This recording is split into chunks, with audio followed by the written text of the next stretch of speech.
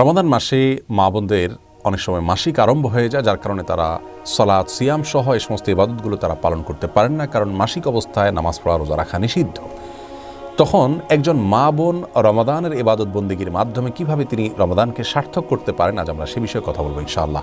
এমনকি লাইলাতুল কদরে যদি কোনো মেয়ে মানুষের মাসিক থাকে, তো মাসিক অবস্থায়ও তিনি কিভাবে কদরের রাতে ইবাদত গুজার বান্দাদের কাতারে শামিল হতে পারেন, আজ আমরা সে বিষয়ে কথা বলবো ইনশাআল্লাহ তাআলা।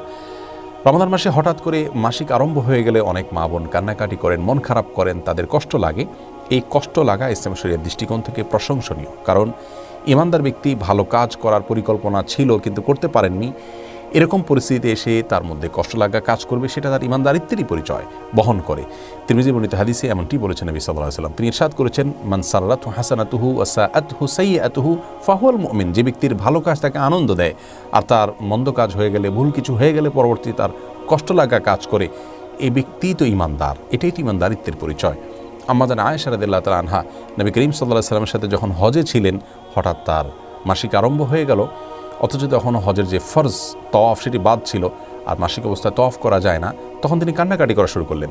নবী করিম সাল্লাল্লাহু আলাইহি সাল্লাম তাকে সান্ত্বনা দিলেন যে আল্লাহ তাআলার ফয়সালাকে মেনে নেওয়া এটাও একটা ইবাদত, এবং আর বিকল্প তিনি কী কী কাজ করতে পারেন সেগুলো তাকে পরামর্শ দিলেন। অতএব মুসলিম মেয়েদের মধ্যে ইবাদত করতে না পারার কষ্ট এবং দুঃখবোধ তাদের ভিতরে যদি থাকে, জাগ্রত হয়, তাহলে সেটি প্রশংসনীয়, সেটি নিন্দনীয় নয়।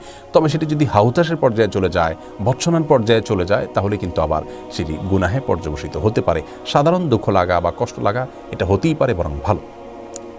একজন ঋতুবতী নারী রমাদান মাসে ঋতু অবস্থায়ও যেভাবে তার ওই সময়টাকে তিনি সফল এবং সার্থক সময় হিসাবে কাটাতে পারেন এবং রূপান্তর করতে পারেন, তার জন্য আমরা কয়েকটি পরামর্শ দিতে চাই। প্রথম পরামর্শ হলো, আল্লাহর ফয়সালা মেনে নেওয়া। এটা কিন্তু ইবাদতের গুরুত্বপূর্ণ একটি পার্ট, বরং মূল পার্ট বলতে পারি আমরা। ইবাদতের মূল কনসেপ্টটাই হলো আল্লাহ রাব্বুল আলামিনের সমস্ত আদেশ নিষেধ, আল্লাহর সমস্ত সিদ্ধান্তগুলোকে মেনে নেওয়া। অতএব আপনাকে আল্লাহ রাব্বুল আলামিন মাসিক দিয়েছেন, অসুস্থতা দিয়েছেন, শারীরিক দুর্বলতা দিয়েছেন, আল্লাহর এই ফয়সালাকে যদি আপনি হাসি মুখে বরণ করে নেন, তাহলে এটা কিন্তু একটা বড় ধরনের ইবাদত হয়ে যাচ্ছে। বিধায় সেটিকে আমাদের মাথায় রাখতে হবে, এবং সেই সাথে এও মনে রাখতে হবে যে নবী সাল্লাল্লাহু আলাইহি ওয়াসাল্লাম ইরশাদ করেছেন, কোনো ব্যক্তি যদি সুস্থ অবস্থায় কোনো ইবাদত করে থাকে, হঠাৎ তিনি অসুস্থ হয়ে যান, যেটা তার হাতে নয়, এমন কিছু সমস্যা চলে আসে, তখন সুস্থ স্বাভাবিক অবস্থায় তিনি যে ইবাদতবন্দি করতেন, অসুস্থ এবং অস্বাভাবিক পরিস্থিতিতে পড়ার কারণে যে ইবাদত করতে পারছেন না, আল্লাহ তাআলা তাকে স্বাভাবিক অবস্থায় যে ইবাদত করতেন সেরকম সওয়াব দান করবেন। অতএব মন খারাপ করবার মতো বিষয় নয়, এবং অস্থির হয়ে ব্যাকুল হওয়ার বা ভৎসনা করার মতো বিষয় নয়, বরং সবর করতে হবে, আল্লাহর ফয়সালাকে মেনে নিতে হবে। দ্বিতীয় পরামর্শ হলো, নবী আলাইহিস সালাম বলেছেন, মান হাম্মা